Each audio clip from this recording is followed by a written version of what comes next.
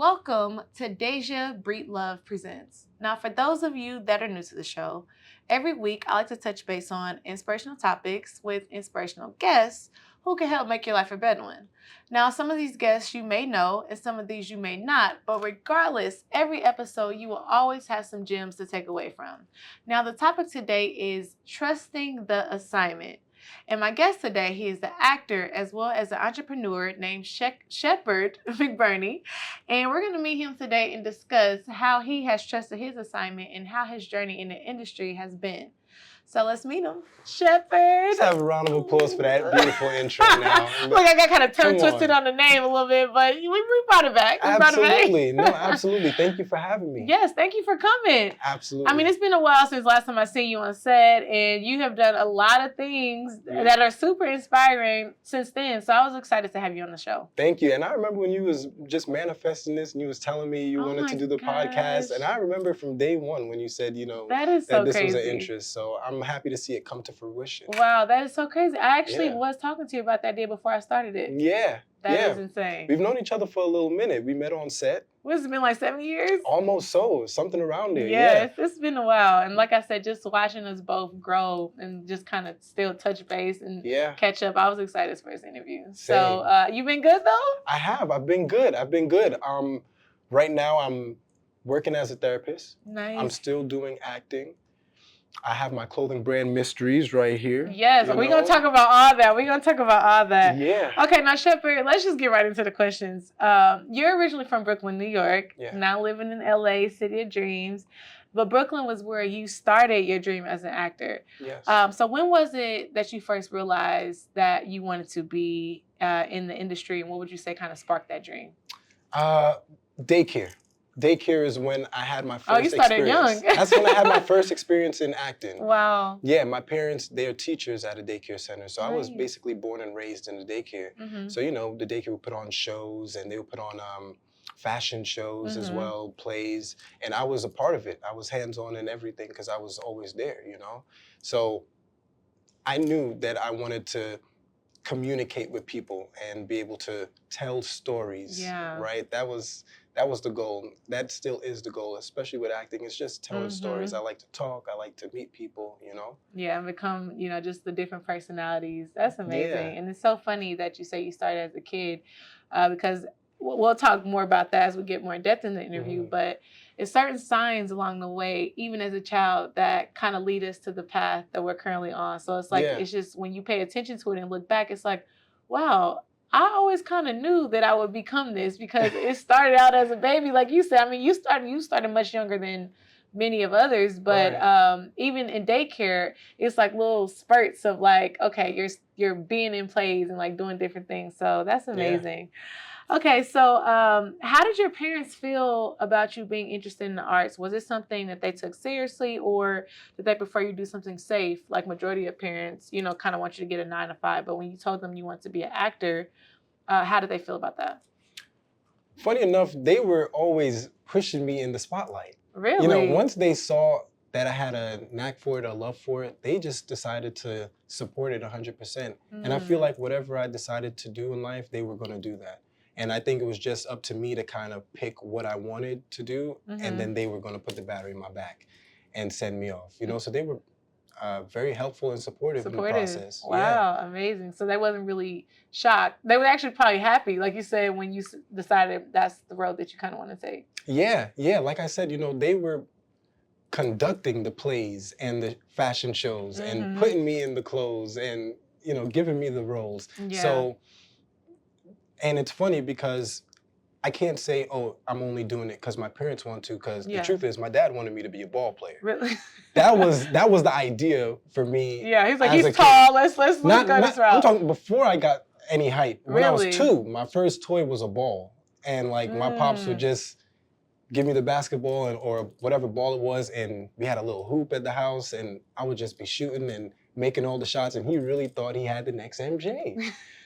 So I'm sorry, Pops, that didn't happen, but that's just to show you that what was in my heart was really to connect with people and talk with people. As much as I love sports and being athletic. He's like, no, this is not kind of the road. The passion didn't stay there. Exactly. I was on basketball teams they have Chelsea Piers in New York, and that's like a place where people play basketball. You know, it's like a big dome for sports. Yeah. They got bowling, all kind of stuff. And you guys play a lot of ball outside in New York too, I noticed. 100%. Yeah. Most definitely. Yeah. So, you know, I still have it as a hobby, but it wasn't my love, you know. So how did your dad feel when you told him, sorry, Dad, I don't want to do well, you know, what you want me to do? Still supportive, but every now and again he'd be like, we'll be watching the game and be like, Shep, I thought that was gonna be you, man. I thought that was you right there, you know. He's like, I'm like, yeah. Right. We can watch the games, Pops. I just won't be in it. Yeah. I mean, in the audience. Yeah. We can do that. You're like, that's just not where my heart is. Exactly. Yes. Well, shout out to you for following your passion, because I feel like it's easy for a lot of people to kind of just take the road that their parents want them to do or what their family business is, and not actually following what their gut is. And they end up realizing sometimes too late, like, I've been on the wrong lane. You know, I've not been on the wrong road. This is not where my heart is at. And parents end up disappointed. They end up disappointed, but you kind of knew that early. So I was grateful to have parents that, you know, kind of accepted me. Exactly. Accepted me for, you know, who I am and what I wanted to do. Yeah, you know? That's amazing.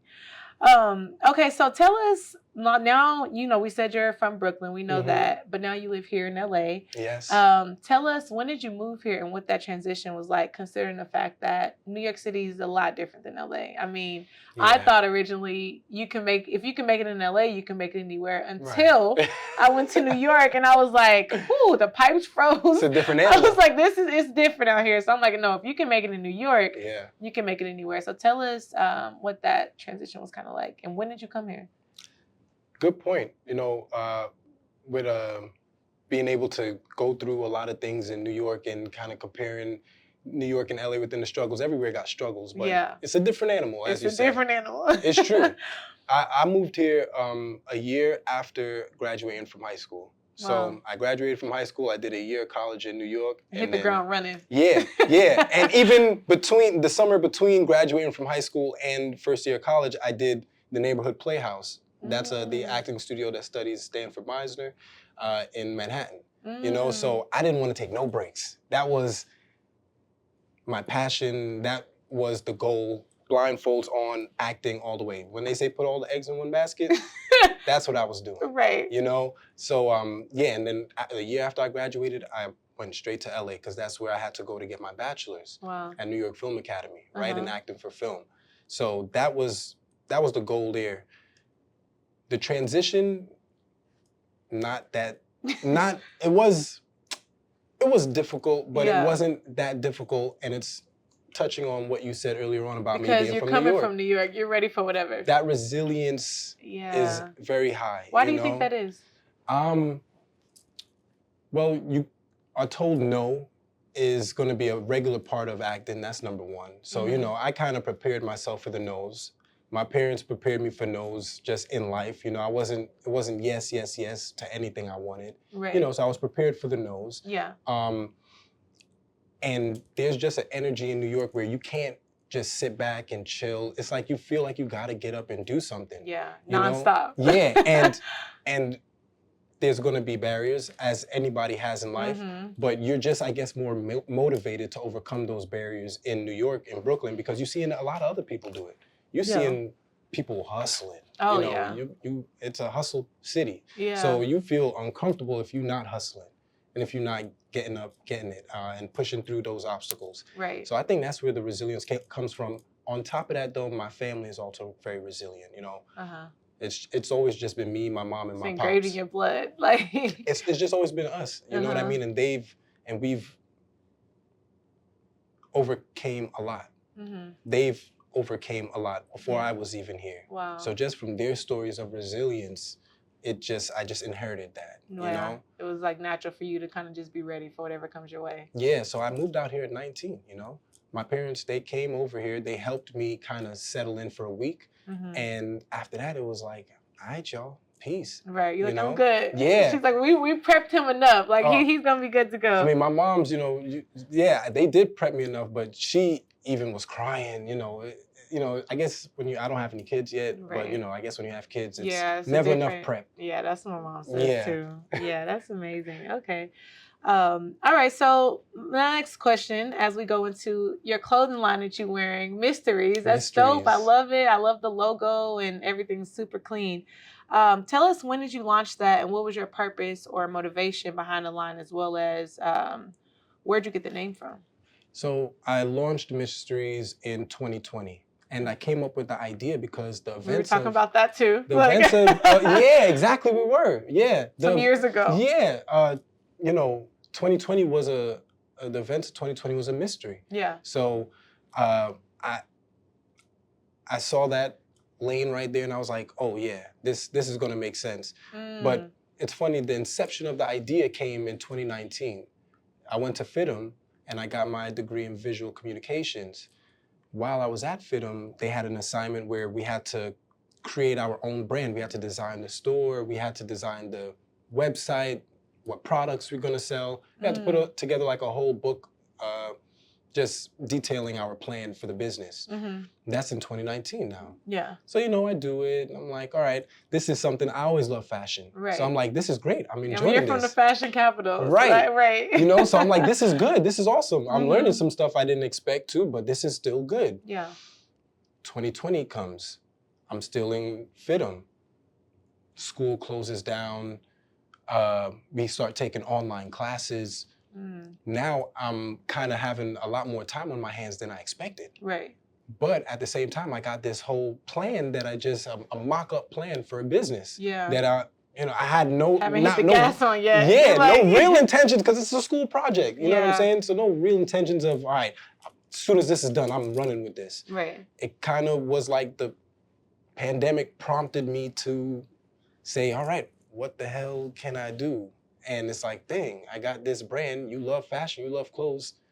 Take it serious and run with that, So that's where the idea of the inception of the brand came from. But Mysteries, I feel like as a Black culture, we have a lot of things that's a mystery to us. Yeah.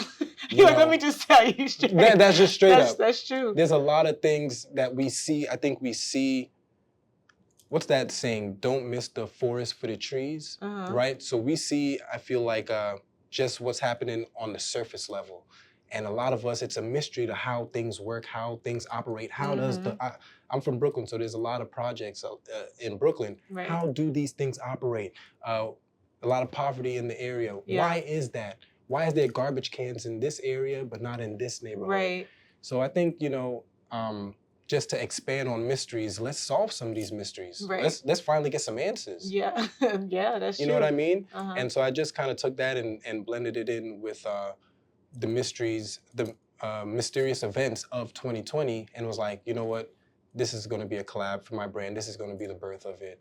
And it'll grow from here, Right. And the QR code on top of that. Yeah, that's dope. I came up with this idea to have a QR code and trademark a logo with a QR code on it, because 2020, no one wanted to be this close. Yeah. You know what I mean? People wanted to keep their distance, but what if you like a shirt over there and you wanted to know what it was? Now you don't gotta get up close and personal. You could just stay far, take a picture. And it's funny, I actually never seen the QR code on the shirt. I appreciate that. But now I just was on Instagram, Jamie Foxx had a shirt, big old QR code on it. I'm like, wow. Okay. But you did this in 2020. This is in 2020. So I'm like, man, this is going. On to something. This is I'm on to something, you know what I'm saying? We're cooking with grease now. Yeah, exactly. That's dope. And that's an amazing story, because like you said, life is definitely a mystery. We don't know what tomorrow may be. We don't know whatever. It's a lot of unanswered. Life in general is just a lot of mysteries. Who wants to go through life unsure and not sure of what things are and how things work? Exactly. You like, let's solve some of these mysteries. Let's I'm with you on that one. Out now. Exactly. Okay, so what would you say separates your brand from others? I would say, well, at the time, it was the only brand with a QR code. With the QR, I was like, considering the fact the QR code, if I would have asked you this a couple years ago, I would say that. Right. But what would you say, I guess, leading up today, what would you say your niche is? I want to make clothes with meaning. As much as I will have more success making clothes for a specific audience and just giving the audience that I want to dedicate my brand to, which is us, the American Africans all over the world, Black people, say it how, as you will, pick a name for us, right? Right, yeah. So, yeah. I mean, I think that's the answer right there. I mean, I'm just going to be honest.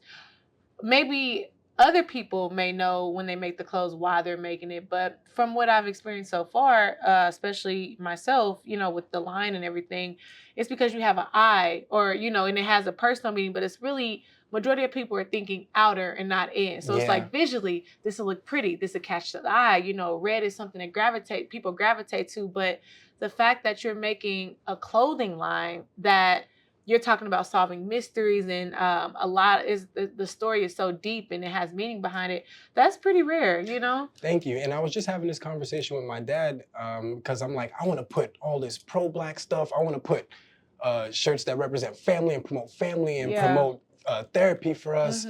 And he's like, yeah, Shep, you know, do you think a lot of people are gonna identify with these shirts? And I'm like, looking at the temperature of clothing right now and looking at what's selling, probably not. Our people want to see what looks good. Yeah. Right. Yeah, and what looks good to us may not always be positive. That's you know true. what I mean? And that's unfortunate. And that's unfortunate. So it's like, but it's like you kind of gotta still go for it. You do. You have to. I mean, you know, I don't want to be a sellout, but at the same time, I want to be able to connect with my audience in a genuine way. Exactly. And I also want to be able to communicate my message. And I feel like the people who are meant to gravitate towards that message, and it fits them and it speaks to them, there's going to be your target audience. And the people who aren't, they're not going to buy it. You know, but the people who are meant to have that shirt on, they will, you know. Absolutely. And I feel like that goes into the process as far as like just trusting your vision. You know, if you know what it means and you know why you're doing it, and you have the love and the passion, people are gonna feel that. You know what I mean? So I feel like that you should definitely go for it. I can't wait to see the shirts. And there's enough of everything that all the other stuff people want. There's enough of that out there. Yeah. Like if you want to just have some something that just looks good, or the F word on a shirt, or you know, just something like that, or There's a lot everywhere. of that. Oh, a lot of it. That's the majority of what it is, you know? So I feel like we're, and that's part of the reason why I created this podcast too, because it's like we need to start making more room for the positive. I mean, we got a lot of negative out there, you know, but I wanted to make this platform specifically for people who are up and coming or already established, but also just on their way to just making more light into the world, you know, and making kind of a difference and being kind of separated from what we've been used to. Absolutely. You know, so that's amazing. I love that mystery story. And I said, I never really asked you what the brand means. So I'm like, okay, let's do an interview and tell everybody else also what was his motivation behind that. So thank you for informing me. That's good. Okay, so what would you say the qualities, now that you're an entrepreneur, what would you say the top qualities are that every entrepreneur should possess? That you've learned so far on your journey? Or maybe you wish somebody would have told you? A good plan. I think a good plan will go a long way. I think why I was able to have success, or the success that I've seen with mysteries, because I planned for it a whole year before without knowing that's what I was doing. But, you know, in school, I had a lot of help and I was planning it, you know? So when it came time to make it real, I just kind of had a booklet to kind of just go back. Like, let me go to my book of notes. I got the inspiration. Yeah, I had the blueprint. I had the inspiration there. So the more pre-prep you can do, the better. Yeah. That's something I'll definitely say helped me with my business. And also, a little bit touching on the last conversation, you have to have faith in your product. Yeah. You know what I mean? You have to believe that the product is going to work. Yeah. Because it's like, if you don't love it, why should anybody else? Exactly. Especially if you're pushing something that's going against the grain. Right. You gotta really have confidence in it. Oh yeah. Yeah. That's amazing. That's really, really good. I totally agree with that. Okay, so as we kind of wrap this up, as mentioned, the topic of today is trusting the assignment, which consists of paying attention to the signs along the way, which we mentioned earlier. Yes. Even as a child, that kind of leads us to our life's purpose. Yeah. What would you say based on what you went through so far and your journey, what would you say you realize your assignment is on this earth? My assignment on this earth is to be a provider and to be a helper, a service person, someone in service. Mm-hmm. That has been my goal, I think, forever. Yeah. I think how I achieve that has changed. Mm-hmm. And what that looks like has Right. changed a little bit. Earlier on, I had tunnel vision. Mm-hmm. I was only looking to make a change and serve through the camera or Yeah. through acting. Right. But there's other ways to be of service, right? That you Absolutely. realize. And it's like, you know, acting is such a self-serving thing. Mm-hmm. You know, acting is very self-serving. So if you Right. feel like you have something in you that is to be of service, there's that dichotomy that's going on in your body, right? Yeah. One side of you wants to serve yourself so that you can fulfill your The dreams ego, right? and the ego and fulfill your ego. Yeah. And the other side of you wants to serve and be of service, you know? So it has changed a little bit. I don't just have those blinders on anymore. I'm a therapist. I work with children. So, and like you said, there's things along the way that'll let you know what your purpose is. And I've noticed the reoccurring theme is I'm always of service, Wow. you know, and that's what I like to do too, you know. So I think my assignment is to open up a school one day, and that's like my assignment. That's my mission, you know. I'm still gonna tell stories and communicate and serve in other ways, like the brand, the clothing line, acting, but I'm realizing that with myself now. It's not just about us. It's not just about us. It's not just about me. It's about giving back. It's about service. Yeah, man. it's about service. It's about service. I agree, because I feel like we're all being used as a vessel, you know, so it's kind of up to you to pay attention and really just tap in and understand what your life assignment is, you know? And I guess that kind of goes into my next question, my second to last question.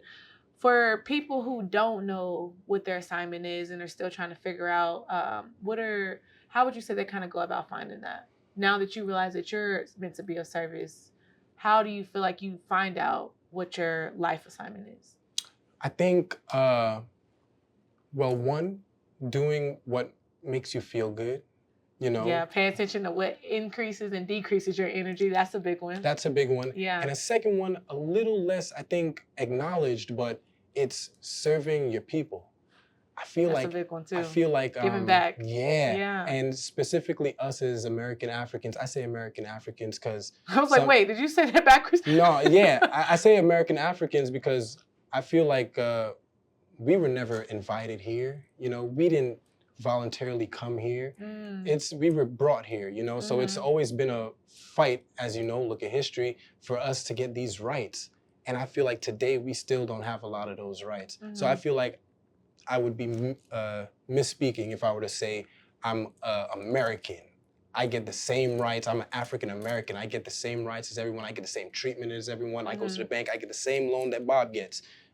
I'd love to say that, but that's not the reality. So I'm a American African. I'm an American because I was born here in America, but I can't forget I'm an African first, you know? And I think once we pour into that idea, that fact, and that love for each other, I think we'll just see such a big change. Oh, yeah. It's just such a big change, honestly. I agree. Yeah. Okay, so you would say to find your assignment, pay attention to what decreases your energy, increases and decreases your energy. That's one. But also being of service and kind of seeing how you feel by doing that. That kind of defines the path that you should kind of be on. Would you agree? Yeah, do what feels good to you. Yeah. That's the ego, satisfying that ego. Right. But you can't live with just doing that. Right. You have to. Because it's not just about us, right? It's not just about exactly. us. You know what I mean?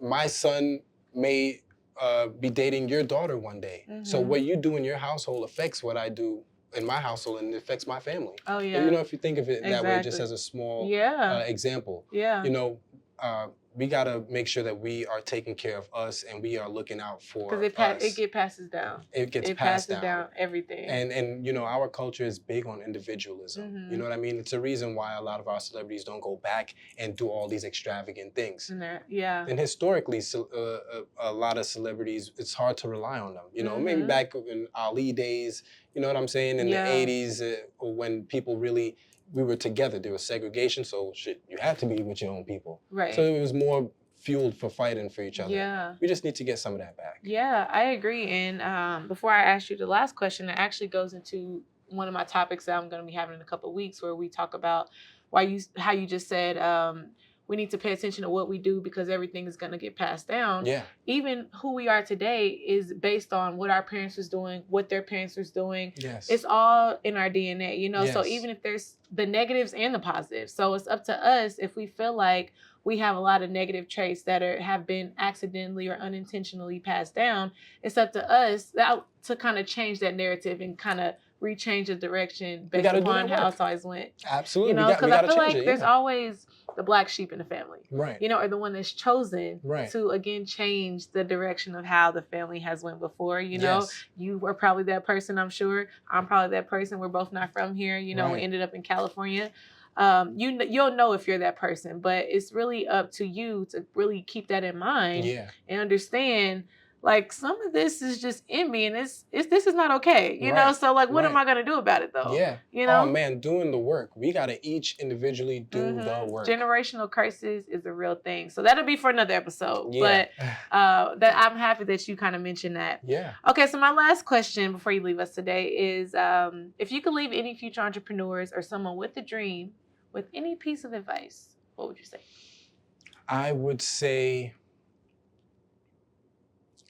be of service, and I would say make sure you take care of any trauma that you have, any past trauma that you have. Therapy's not always a bad thing. It's not always a bad thing. It's actually a great thing. Yeah. You're just learning, you know, about yourself. Right, exactly. And especially for us actors, I mean, we are the instrument. Oh, yeah. And find a higher power. If you don't know God, you better find him. Absolutely. Or whoever the higher power is to you. I only know God, but you got to find, if you got to have a higher power directing your life, because, again, we're not just living for us, you know? Absolutely. And if it's like, if that's not helping you conduct your path, ooh, you're going to be lost out here. I'm speaking from experience, so. Absolutely. And to add to that, faith without works is dead, right? Yeah. So you can't just have all the faith without putting in the work. Yeah. Faith without works is dead. You know what I mean? That's true. So yeah, have that higher power and also put the work in.